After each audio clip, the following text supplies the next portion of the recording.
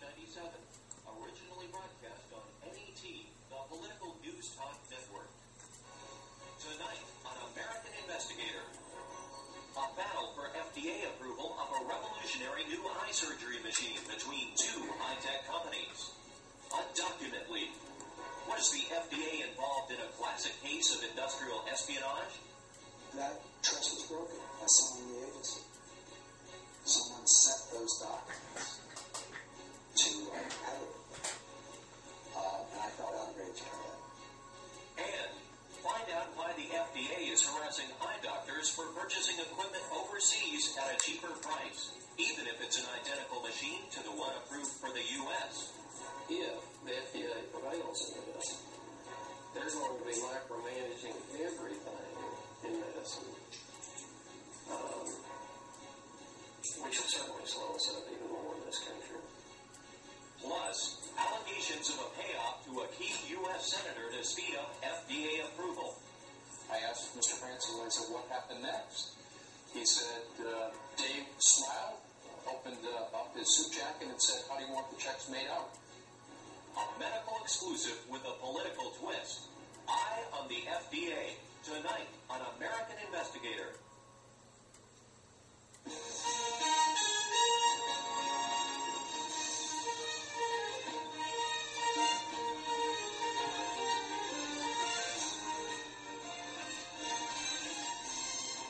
And now, here's the host of American Investigator, Paul Wyrick.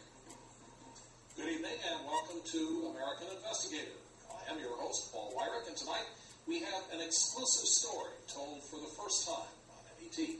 Our report confirms what many of us often suspect, that a federal agency can be compromised by personal connections and favors, even at the highest levels. Here to tell us the story is NET's American Investigator team, Ethan Gutman and Marianne Lombardi. Marianne, you're beginning our report tonight, so what's in store for us? Thanks, Paul.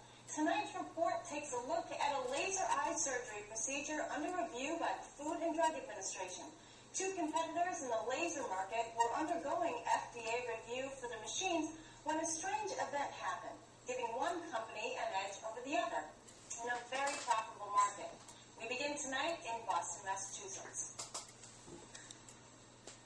November 25th, 1995, the day after Thanksgiving. A wealthy Massachusetts businessman picked up his mail. Among the bills and junk mail was a large packet. He was on his way out of town and in a hurry to get to the airport. While waiting for his flight, he sorted through his mail and opened the big packet. He threw the envelope away and put the papers into his briefcase. He didn't look at them again until the next day. Then he realized that the packet contained his competitor's blueprints, formerly under lock and key at the Food and Drug Administration, or FDA. The man who received these documents was David Muller, founder of Summit Technologies located in Waltham, Massachusetts. The blueprints for the Star Excimer laser belong to a company in California called Vizix Incorporated. Mark Logan is Vizix chairman and CEO. I was outraged about what happened. We gave our most secret documents to them on the basis that they needed them to do a good job in our approval. That trust was broken by someone in the agency. Someone sent those documents to our competitor. And I felt outraged by that. Two companies dominate and compete for an emerging market where billions of dollars are waiting to be made. A market that may help millions of Americans see better. We have a minus 125 year. Photorefractive keratectomy, or PRK, can permanently correct vision. A miracle discovery for all Americans who want to throw away their glasses or contact lenses. There's roughly 155 million Americans who need some form of vision correction. That could be the market. American investigators spoke with Leslie Latham, who was confined to Coke bottle glasses or contact lenses so thick they would scratch her eyes. Eye surgery offered a way out. I just put away my fears, tried not to think about it. Mm-hmm. Went on with it. Did it hurt afterwards? Didn't hurt at all. What was the first thing you saw? That clock right up there on the wall. I told him what time it was.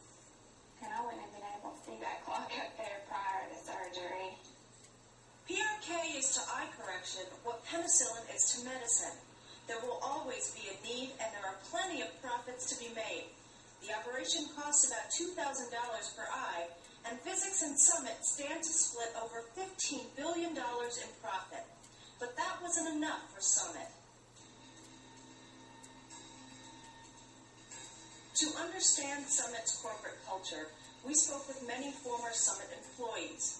Most were afraid to go on camera, but they reported remarkably similar stories of an aggressive, almost paranoid workplace. Former Summit sales manager James Fallon.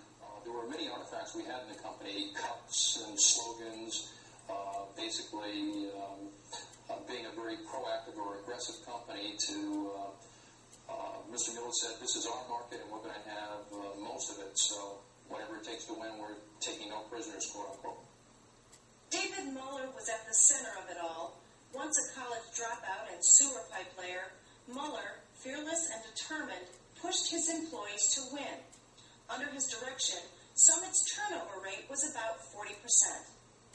But Muller played favorites. His inner circle, John Francis, a close companion, and Kimberly Doney, Summit liaison to the FDA, both aided Muller in his offensive against Vuzix. Despite their aggressive marketing plan, Summit had a problem. They were losing money, and though their laser to correct glaucoma, or the Homium laser, had FDA approval already, the market was minute, and the machine only sold for about $30,000. But then came the excimer laser. It was a huge potential market, and each machine sells for about $400,000. Yet nothing could be gained without FDA approval. The solution? In a memo to David Muller, former Summit Vice President for Strategic Planning, Stephen Blind, pitched an idea. Although the U.S. market is realistically several years away from FDA approval for PRK, creative packaging of the laser might be the answer. By strapping on the Homium to the excimer, we could pre-sell the entire excimer, say minus the tube and maybe the optics. How much of this workstation was actually an excimer, and how much was a Homium? What was the problem with that? Well, the problem was, under the FDA law, you are prohibited from marketing, promoting, and selling a medical device unless it receives authorization or approval to sell. And Summit clearly did not have that. The memo continues. I believe we should file for the Homium and don't mention anything about the excimer. The FDA will not even recognize that it is in effect authorizing the pre-sale of an excimer. We were told in writing, both distributors, sales organization people, and corporate staff, never to put in writing the word excimer, that we were pre-selling the workstation with excimer capability. The memo mirrors Fallon's remarks. We must adhere to a strict policy of controlled communication.